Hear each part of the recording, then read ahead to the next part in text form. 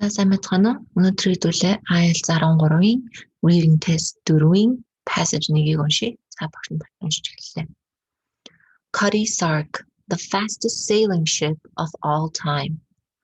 The 19th century was a period of great technological development in Britain, and for shipping, the major changes from wind to steam power and from wood to iron and steel.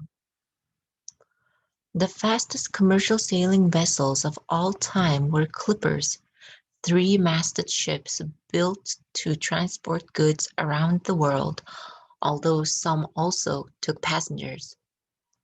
From the 1840s until 1869, the Suez Canal opened and steam propulsion was replacing sail. Clippers dominated world trade. Although many were built, only one has survived more or less intact, Cutty Sark, now on display in Greenwich, southeast London. Cutty Sark's unusual name comes from the poem Tam O'Shanter by the Scottish poet Robert Burns. Tam, a foreigner, is chased by a witch called Nanny, who is wearing a Cutty Sark, an old Scottish name for a short nightdress. The witch is depicted in Cutty Sark's figurehead, the carving of a woman typically at the front of old sailing ships. In legend and in Burns' poem, witches cannot cross water, so this was a rather strange choice of name for a ship. Cutty Sark was built in Dumbarton, Scotland in 1869 for a shipping company owned by John Willis.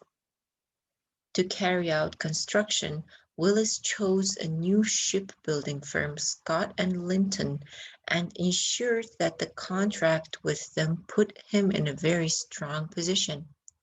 In the end, the firm was forced out of business and the ship was finished by a competitor. Willis's company was active in the tea trade between China and Britain, where speed could bring ship owners both profit and prestige, so Cutty Sark was designed to make the journey more quickly than any other ship.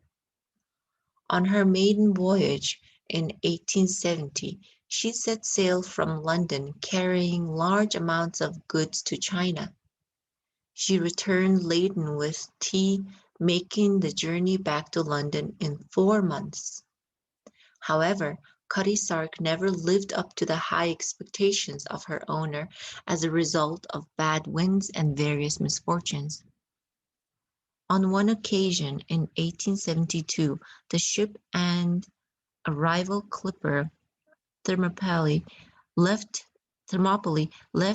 port in China on the same day.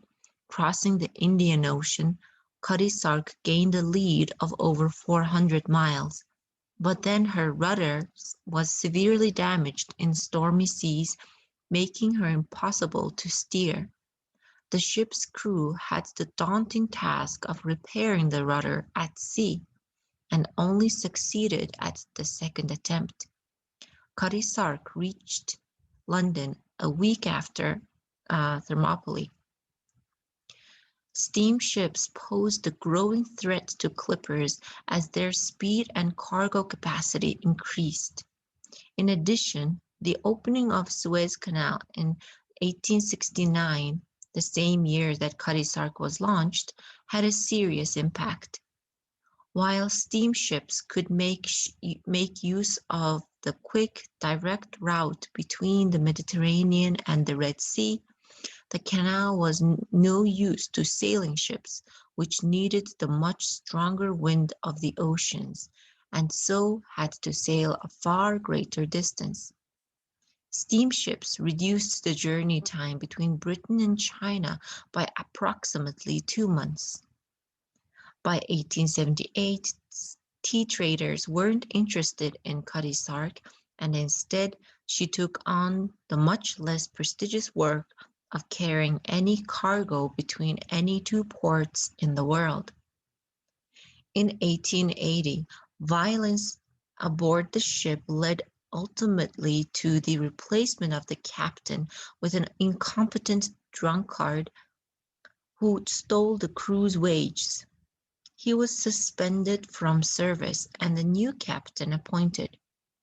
This marked a turnaround and the beginning of the most successful period in Cutty Sark's working life, transporting wool from Australia to Britain.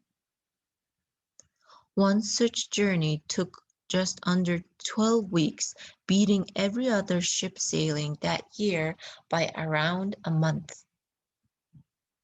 The ship's next captain, Richard Woodjet, was an excellent navigator who got the best out of both his ship and his crew.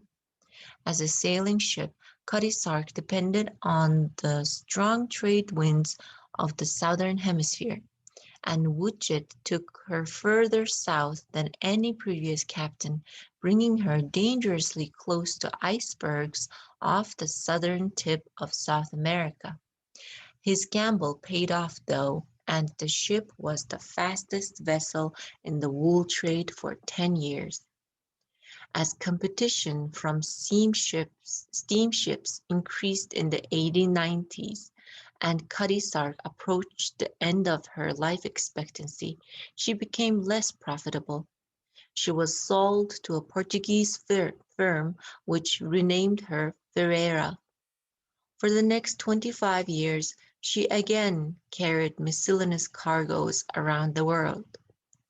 Badly damaged in a gale in 1922, she was put into Falmouth Harbour in southwest England for repairs. Wilfred Dowman, a retired sea captain who owned a training vessel, recognized her and tried to buy her, but without success. She returned to Portugal and was sold to another Portuguese company. Dowman was determined, however, and offered a high price. This was accepted, and the ship returned to Falmouth the following year and had her original name restored.